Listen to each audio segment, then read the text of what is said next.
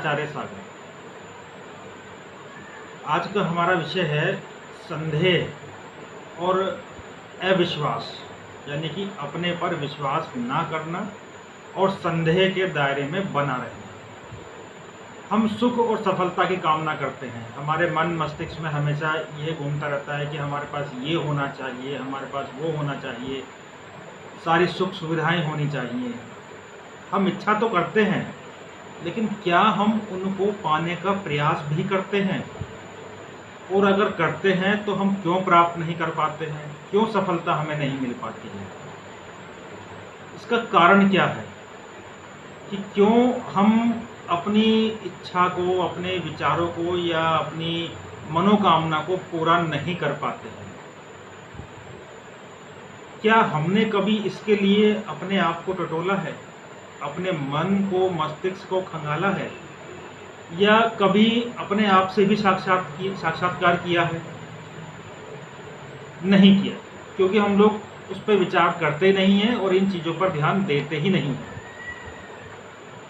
तो ऐसा क्यों होता है? हमें क्या करना चाहिए?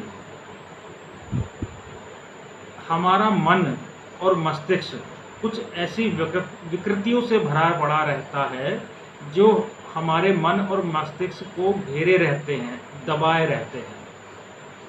वो हमारी सोच पर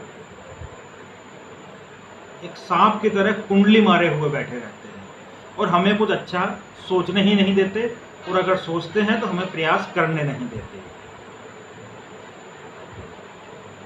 ये विकृतियां आखिर होती कौन कौन सी हैं? ये दो प्रकार की मुख्य हैं, एक संदेह और एक अविश्वास। हम जब भी आगे बढ़ने का प्रयास करते हैं, चेष्टा करते हैं, तब ये विकृतियां हमारे सामने खड़ी हो जाती हैं, हमें भयभीत कर देती हैं। हम शक के दायरे में आ जाते हैं कि हम अगर इस कार्य को करेंगे तो सफल हो पाएंगे या नहीं हो पाएंगे। इसी फेर में पड़कर हम प्रयास करना छोड़ देते हैं और सफलता हमें नहीं मिलती है। जब तक संदेह और अविश्वास हमारे विचारों के अंग बने रहेंगे, हम सुख को प्राप्त नहीं कर पाएंगे, सफलता को प्राप्त नहीं कर पाएंगे। यह सार्वभौमिक सत्य है, इसको जानना बहुत आवश्यक है। हमारे जीवन में हम अक्सर इन्हीं चीज़ों के दायरे में फंसे रहते हैं, शक के दायरे में, क्योंकि हमें अपने ऊपर विश्वास ही नहीं है।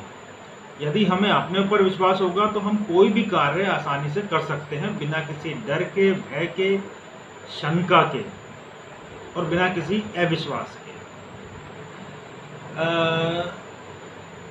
अगर आत्मविश्वास अपने अंदर नहीं है तो भगवान भी हमारी सहायता नहीं कर सकते, क्योंकि वो हमारे अंदर से, हमारे मन से ही पैदा होता है।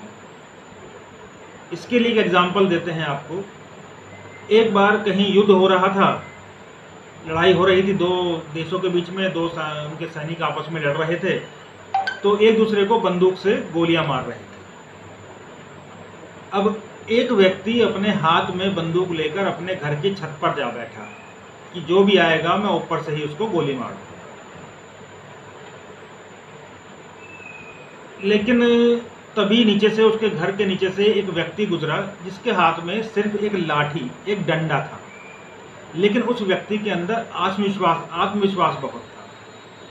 छत पर बैठे आदमी ने बोला कि तुम यहाँ से चले जाओ वरना मैं तुम्हें गोली मार दूंगा।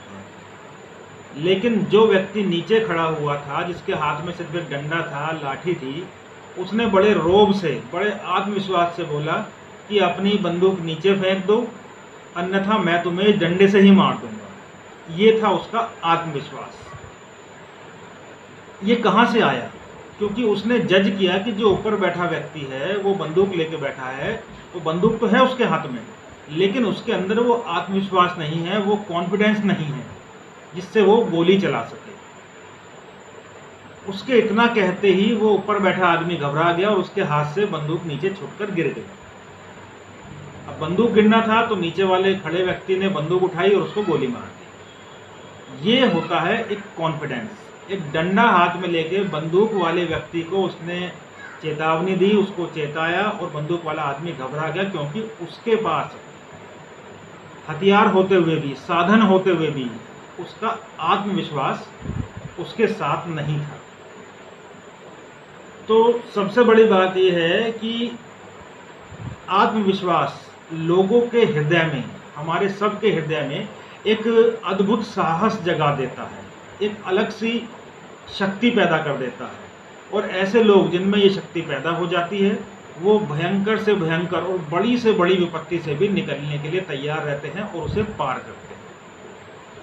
तो ये एक छोटा सा वीडियो है आप लोगों के लिए, उम्मीद है आपको पसंद आएगा। नमस्कार।